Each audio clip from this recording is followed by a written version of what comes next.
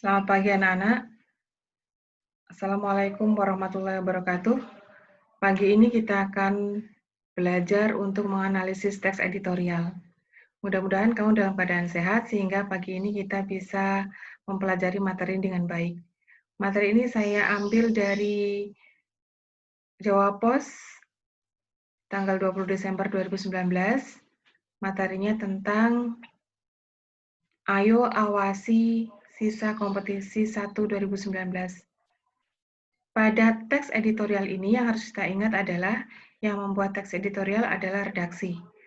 Redaksi menganalisis atau membahas tentang masalah yang sedang dibicarakan pada waktu itu, yaitu tentang kompetisi Liga 1.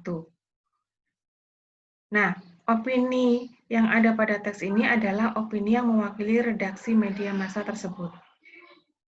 Nanti kita akan mencari bagian faktanya, bagian opini, argumentasi, dan simpulan teks editorial ini. Tujuan dari membuat teks editorial, seperti yang saya sampaikan kemarin, bisa jadi merupakan penjelasan terhadap suatu masalah, bisa juga menafsirkan suatu masalah, atau bersifat berpersuasif atau membujuk orang sepakat dengan apa yang disampaikan oleh penulis. Mari kita mulai. Kita baca dan kita analisis satu persatu. Ayo awasi sisa kompetisi Liga 1 2019. Status jawara Liga 1 2019 sudah disegel Bali United. Namun, tensi kompetisi di pekan-pekan terakhir masih memanas. Gejolak persaingan dan saling jegal masih terasa, terutama di papan bawah. Maklum, di sana ada 3 tim yang posisinya sangat rawan untuk turun kasta, yakni Semen Padang, Kalteng Utara, dan Badak Lampung.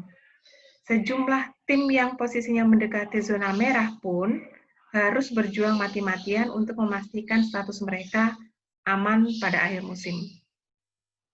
Nah, kalimat utama pada paragraf ini adalah bahwa pada Liga 1 ini jawaranya adalah Bali United. Tapi masih ada sisa-sisa gejolak persaingan dan saling jegal yang akan dibahas pada teks ini. Teks paragraf berikutnya. Nah, patut diapresiasi langkah PSSI yang berencana membentuk tim khusus untuk mengawal sisa laga di kompetisi. Tim ini akan memantau jalannya pertandingan, termasuk mencegah praktik pengaturan skor atau match fixing. Jika ditemukan adanya indikasi match fixing, tim akan berkoordinasi dengan PSSI dan Satgas Anti Mafia Bola.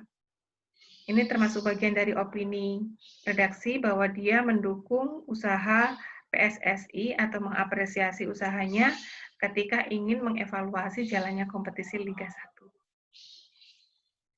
Berikutnya, kecurigaan adanya main mata di sisa laga memang sangat beralasan, sebab bisa jadi tim-tim yang posisinya sudah aman bakal menjual pertandingan ketika mereka bertemu tim yang sedang berjuang lolos dari ancaman degradasi. Degradasi itu penurunan tingkat mungkin ya, sama dengan tadi itu turun kasta. Ya, siapapun yang sudah berniat menodai nilai-nilai sportivitas pasti akan melakukan segala cara untuk mengamankan kepentingannya. Mereka sadar kekhawatiran dari pengelola klub, yakni biaya yang harus dikeluarkan kalau klubnya terdegradasi jauh lebih besar. Biaya yang harus dikeluarkan kalau klubnya terdegradasi jauh lebih besar.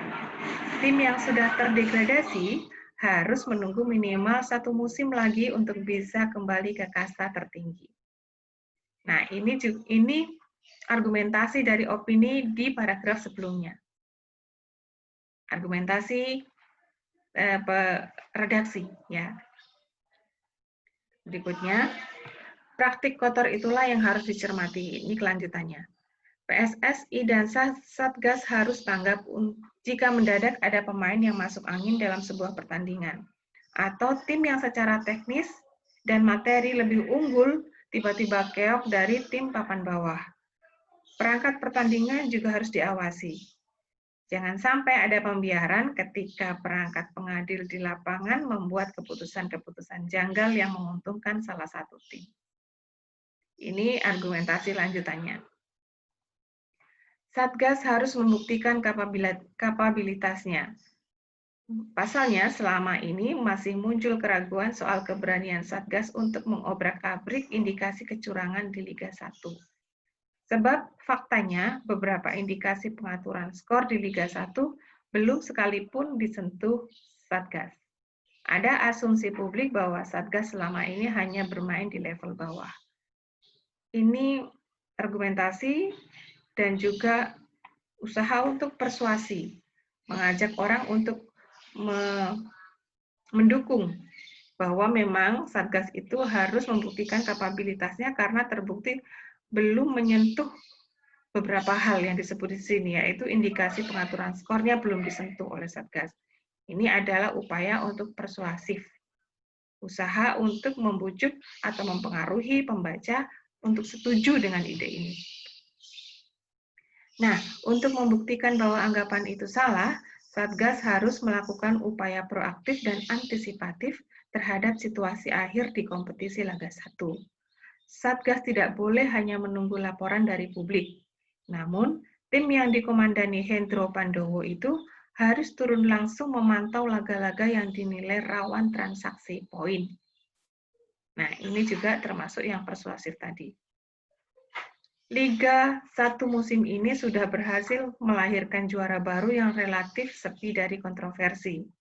Jarang terdengar suara-suara minor yang menyebut Bali United adalah juara settingan. Nah, reaksi serupa diharapkan muncul pada akhir kompetisi. Klub-klub yang mampu bertahan adalah mereka yang memang layak bermain di kasta tertinggi, bukan karena jual beli pertandingan. Nah, ini bagian akhir dari teks editorial yang berupa simpulan.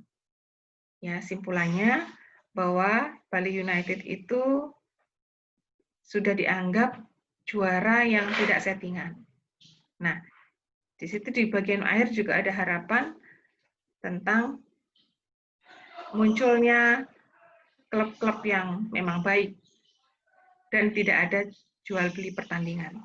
Jadi dikembalikan seperti ke judul awalnya bahwa tadi itu kan ada semacam indikasi gitu atau kekhawatiran dari banyak pihak laga kompetisi 1 itu menyisakan polemik gitu atau permasalahan dan harus dievaluasi.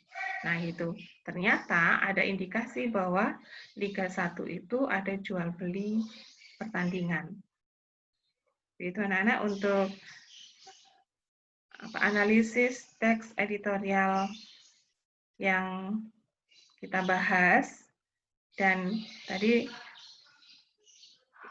simpulannya atau ringkasannya bahwa kita bisa menemukan fakta, kita bisa menemukan opini redaksi, kita juga bisa menemukan argumentasi, dan ada bahasa persuasi atau bujukan atau arahan atau semacam pengaruh dari penulis teks editorial terhadap pembaca agar pembaca itu sepakat dengan apa yang dituliskan.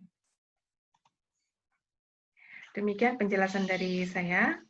Kita akan berlatih untuk menganalisis teks editorial ini di pertemuan berikutnya. Terima kasih atas perhatian kalian. Assalamualaikum warahmatullahi wabarakatuh.